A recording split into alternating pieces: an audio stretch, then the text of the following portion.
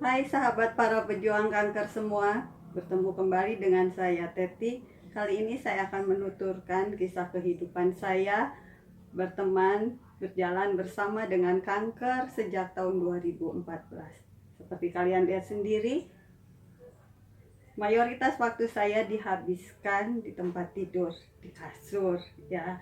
Kenapa saya pakai brace? Kenapa ada rak-rak ini dengan sekian banyak barang? Kenapa di samping tempat tidur saya ada tabung oksigen itu selalu? Dan kemudian kenapa saya berteman dengan kantong ajaib ini, urine bag, sejak 2016. Karena itu tetap ikuti channel ini.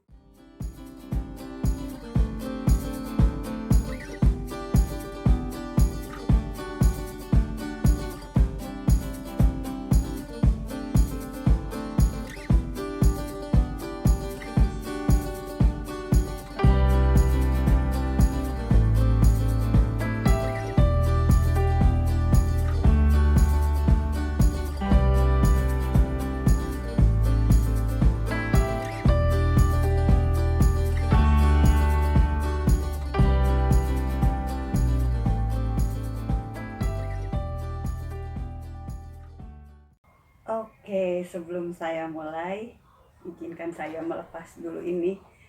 Gak enak juga ya. Kalau dulu saya eh, hampir selalu memakai ini, tetapi sekarang sudah bisa dilepas.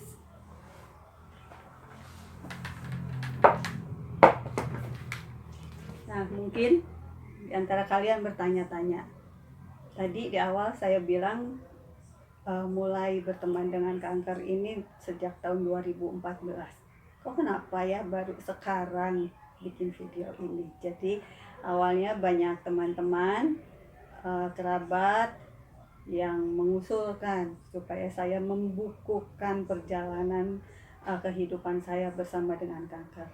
Namun saya merasa diri saya banyak keterbatasan, terlebih setelah menjalani pengobatan kanker yang super duper gitu ya.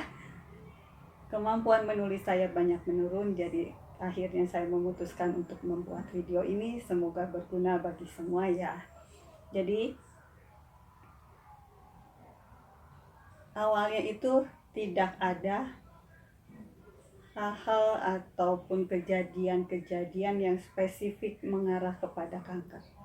Oleh karena itu juga dokter keluarga saya, dokter pribadi saya, sempat kaget ketika mengetahui bahwa saya terkena kanker. Memang ibu saya, adik perempuan saya terkena kanker dan mereka sudah berpulang lebih dahulu. Mami saya berpulang tahun 1994 dan adik saya tahun 2014. Nah, dimulailah di sini perjalanan kehidupan saya berteman dengan kanker. Pada bulan Oktober 2014 saya melakukan general check up. Seperti biasa sebenarnya ya, sudah rutin dilakukan karena kami di kantor suami saya itu di cover asuransi dengan fasilitas medical check up yang lumayan baik, lumayan bagus, lengkap gitu. Jadi secara berkala 1 atau 2 tahun sekali kami melakukan general check up ini. Nah, melihat hasil general check up ini yang dilakukan di suatu rumah sakit swasta yang besar,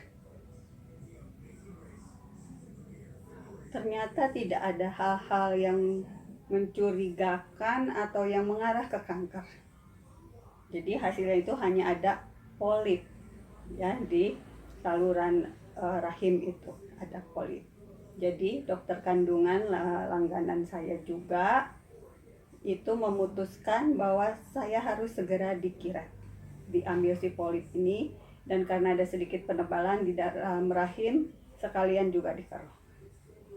Oke, jadi tanpa berpikir yang macam-macam, terutama yang mengarah ke kanker, karena saat itu tumor marker saya juga masih dalam batas normal bawah. Jadi santai aja kita melakukan kiret.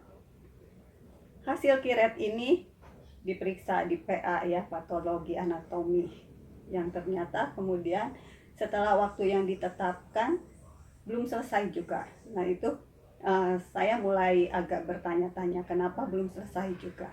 Cuman suami saya berkata tenang, mungkin memang diperlukan pemeriksaan yang lebih teliti supaya hasilnya lebih akurat. Nah suatu ketika rumah sakit menghubungi kami bahwa hasil PA sudah keluar, jadi diharapkan kami untuk hadir di rumah sakit. Ketika ke sana, apa yang terjadi? Ternyata sesuatu hal yang tidak pernah mau saya bayangkan cepat terjadi, begitu ya. Itu yang harus saya hadapi. Jadi dokter kandungan membacakan hasil PA itu dan saya menangis sejadi-jadinya di situ. Saya juga memakan waktu cukup lama di kamar dokter tersebut.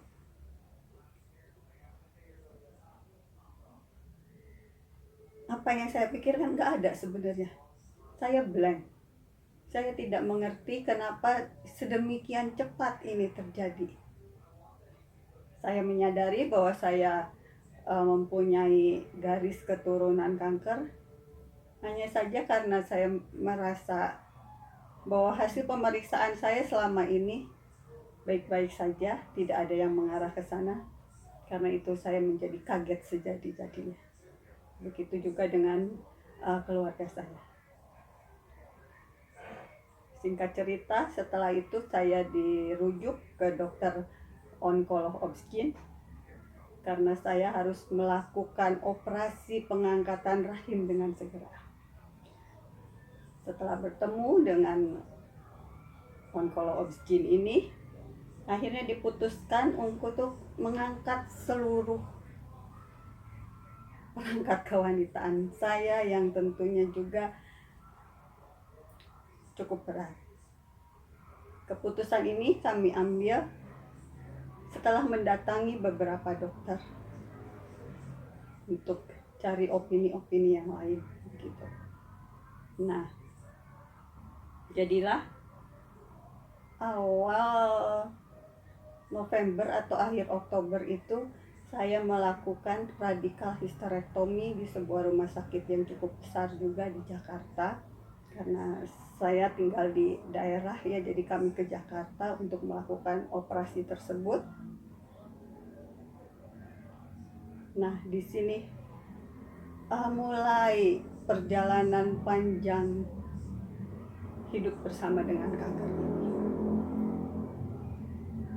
Setelah operasi itu diangkat semua kandungan, ovarium, serviks semua diangkat. Ini menjadi sesuatu yang gimana ya, membuat batin saya tertekan.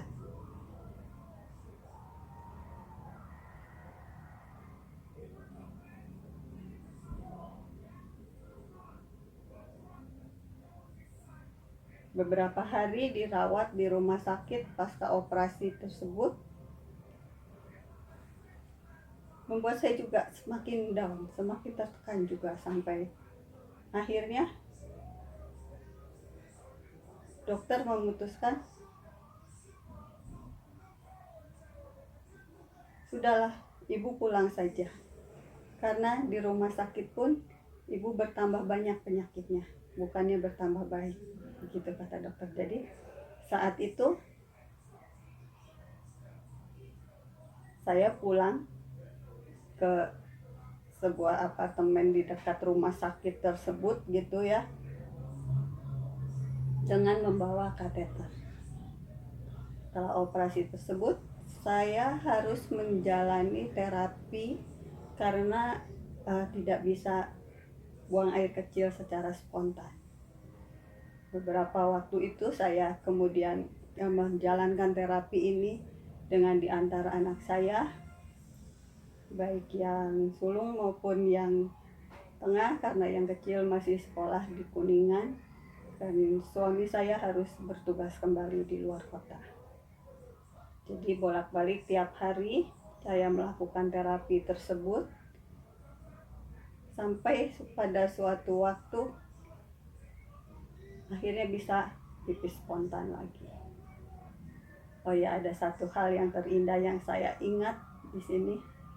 Untuk pertama kalinya dalam perjalanan hidup saya, suami saya memasak.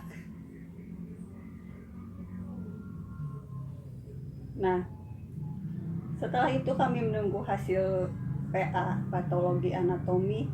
Setelah operasi ini ternyata memakan waktu yang sangat lama, sekitar 2 bulan lebih. Belum selesai sampai dokter Obstin ini juga sering telepon kalau saya kontrol gitu. Kemudian hari setelah hasil ini keluar, hasil PA ini dinyatakan bersih. Bersyukur dong, puji Tuhan dong gitu ya, karena hasilnya bersih. Namun tidak demikian dengan dokter pribadi saya. Beliau menyarankan untuk saya melakukan PET CT scan supaya bisa ngintip tuh ya ke dalam-dalamnya, benar udah bersih atau belum gitu. Nah, berhubung kondisi saya saat itu masih stres, jadi kami juga menunda untuk PET CT tersebut. PET CT sebenarnya gampang ya dilakukan. Yang sukar itu adalah menerima hasilnya. Itu dia. Setahun kemudian kami melakukan PET CT scan tersebut. Nah, dalam waktu 1 tahun ini tidak ada pengobatan lanjutan yang saya jalani karena menurut dokter obstin onkolog tersebut hasil PA sudah bersih, jadi saya tidak perlu melakukan treatment lanjutan seperti kemoterapi ataupun radioterapi. Kamu sudah bersih, sudah sehat, tinggal melanjutkan hidup sehat saja. Begitulah istilahnya ya, kira-kira seperti itu. Nah, dalam waktu setahun itu saya juga sudah mulai bisa melakukan kehidupan sehari-hari lagi gitu ya. Bisa naik delman juga, malah di Kuningan kan banyak delman gitu ya. Nah, karena saya terbiasa kesana kesini sendiri. Oke.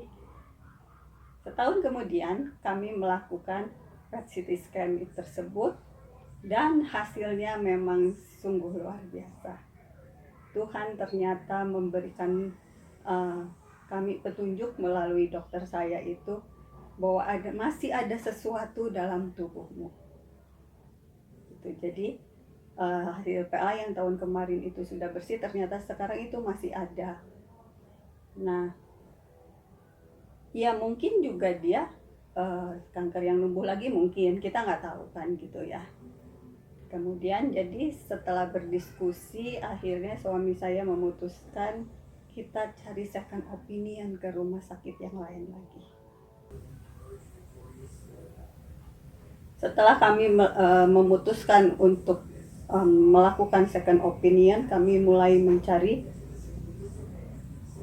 rumah sakit mana yang akan kami tuju, sampai suatu ketika kerabat kami memberitahukan pengalamannya di rumah sakit tersebut. Akhirnya kami berupaya untuk mendaftar ke sana dengan bantuan tetangga, mendaftarkan supaya dapat cepat gitu ya, karena beliau juga pasien rumah sakit tersebut.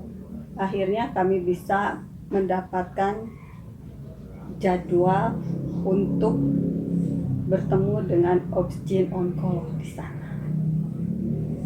Nah, saat itu yang terbayang saya hanya, oh semoga hasil PET CT ini salah. Semoga memang kondisi saya sudah bersih dari sel-sel kanker.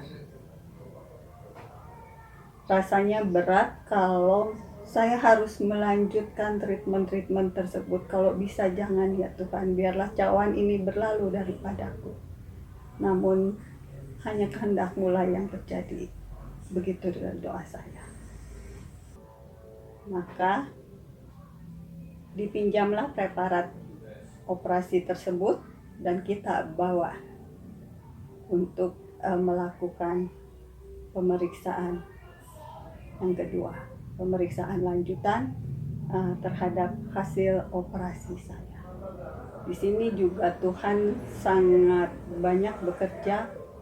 Kami tidak tahu harus pinjam ini bagaimana caranya, dan kita harus meminjam itu di 2 rumah sakit karena saya melakukan kiret dan melakukan operasi di 2 rumah sakit yang berbeda. Tetapi Tuhan memang sangat baik. Jadi sebelum saya ke Jakarta lagi, balik lagi, kakak saya sudah bersedia menguruskan. Jadi ketika kami kembali ke Jakarta, suami saya tinggal menyelesaikannya. Dan itu memang suatu pekerjaan Tuhan yang luar biasa.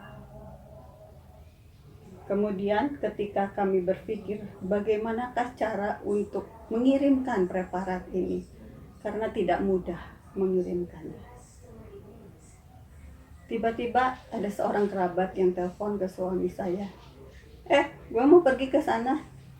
Lo mau titip apa?